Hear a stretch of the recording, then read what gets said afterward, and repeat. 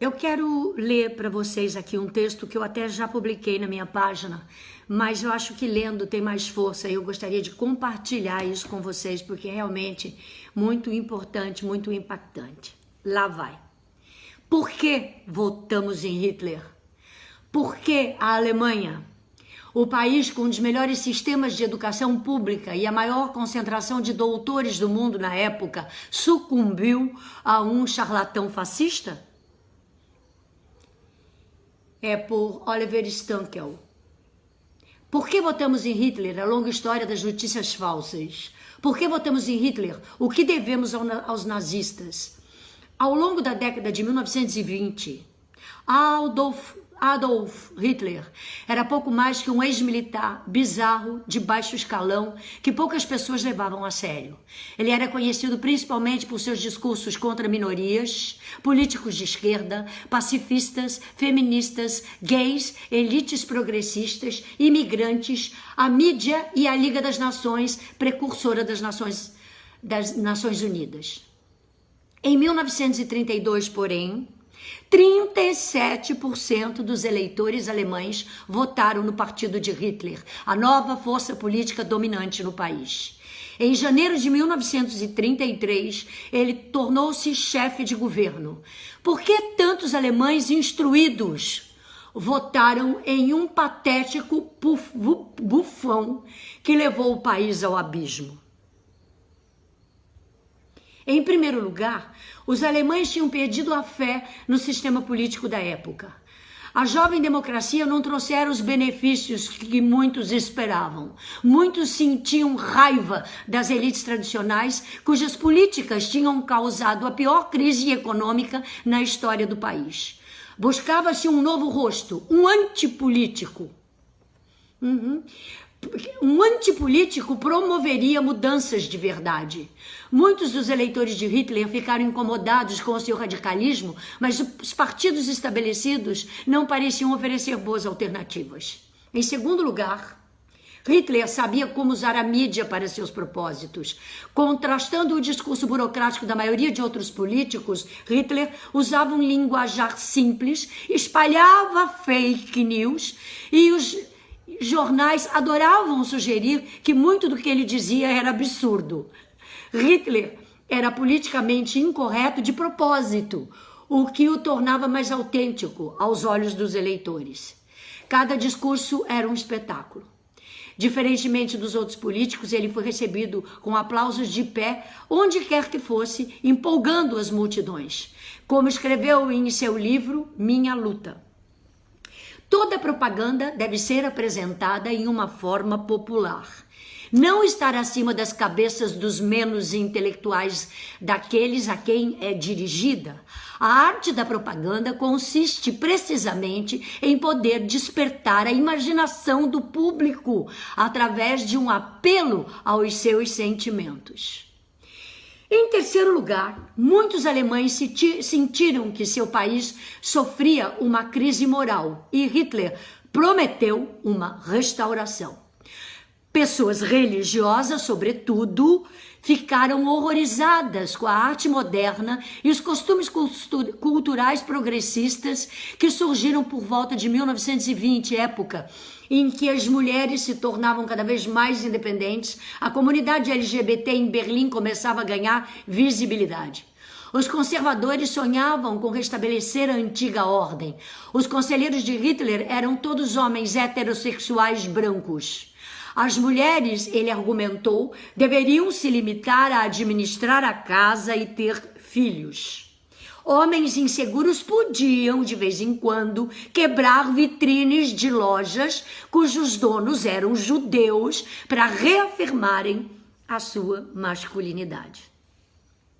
Em quarto lugar, apesar de Hitler fazer declarações ultrajantes, como a de que judeus e gays deveriam ser mortos, muitos pensavam que ele só queria chocar as pessoas. Muitos alemães que tinham amigos gays ou judeus votaram em Hitler, confiantes de que ele nunca implementaria suas promessas. simplista, inexperiente e muitas vezes tão esdrúxulo que até mesmo seus concorrentes riam dele. Hitler poderia ser controlado por conselheiros mais experientes ou ele logo deixaria a política. Afinal, ele precisava de partidos tradicionais para governar. Em quinto, Hitler ofereceu soluções simplistas que à primeira vista faziam sentido para todos. O problema do crime, argumentava, poderia ser resolvido aplicando a pena de morte com mais frequência e aumentando as sentenças de prisão. Problemas econômicos, segundo ele, eram causados por atores externos e conspiradores comunistas. Os judeus, que representavam menos de 1% da população total, eram o bode expiatório favorito. Os alemães verdadeiros não deviam se culpar por nada. Tudo ali foi embalado em slogans fáceis de lembrar. Alemanha acima de tudo. Renascimento da Alemanha. Um povo, uma nação, um líder. Em sexto lugar, as elites logo aderiram a Hitler porque ele prometeu e implementou um atraente regime clientelista, cleptocrata que beneficiava grupos de interesses especiais. Os industriais ganharam contratos suculentos que os fizeram ignorar as tendências fascistas de Hitler. Em sexto lugar, em sétimo, mesmo antes da eleição de 1932, falar contra Hitler tornou-se cada vez mais perigoso. Jovens agressivos que apoiavam Hitler ameaçavam os oponentes, limitando-se inicialmente ao abuso verbal, mas logo passando para a violência física. Muitos alemães que não apoiavam o regime preferiam ficar calados para evitar problemas com os nazistas. 12 anos depois, com 6 milhões de judeus exterminados e mais de 50 milhões de pessoas mortas na Segunda Guerra Mundial, muitos alemães que votaram em Hitler disseram a si mesmos que não tinham ideia de que ele traria tanta miséria ao mundo. Se soubesse que ele mataria pessoas ou invadiria outros países, eu nunca teria votado nele, contou-me um amigo da minha família. Mas como você pode dizer isso, considerando que Hitler falou publicamente de enforcar criminosos judeus durante a campanha? Perguntei. Eu achava que ele era pouco mais que um palhaço, um trapaceiro. Minha avó, cujo irmão morreu na guerra, responderia. 12 anos depois,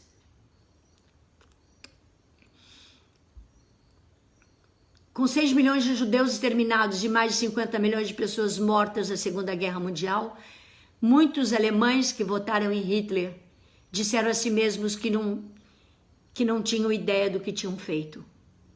De fato, uma análise mais objetiva mostra que justamente quando era mais necessário defender a democracia, os alemães caíram na tentação fácil de um demagogo patético que fornecia uma falsa sensação de segurança e muito poucas propostas concretas de como lidar com os problemas da Alemanha de 1932. Diferentemente do que se ouve hoje em dia, Hitler não era um gênio. Não passava de um charlatão oportunista que identificou e explorou uma profunda insegurança na sociedade alemã. Hitler não chegou ao poder porque todos os alemães eram nazistas ou antissemitas, mas porque muitas pessoas razoáveis fizeram vista grossa. O mal se estabeleceu na vida cotidiana porque as pessoas eram incapazes ou sem vontade de reconhecê-lo ou denunciá-lo, disseminando-se entre os alemães porque o povo estava disposto a minimizá-lo. Antes de muitos perceberem que a maquinária fascista do partido governista estava fazendo, ele já não podia mais ser contido. Era tarde demais.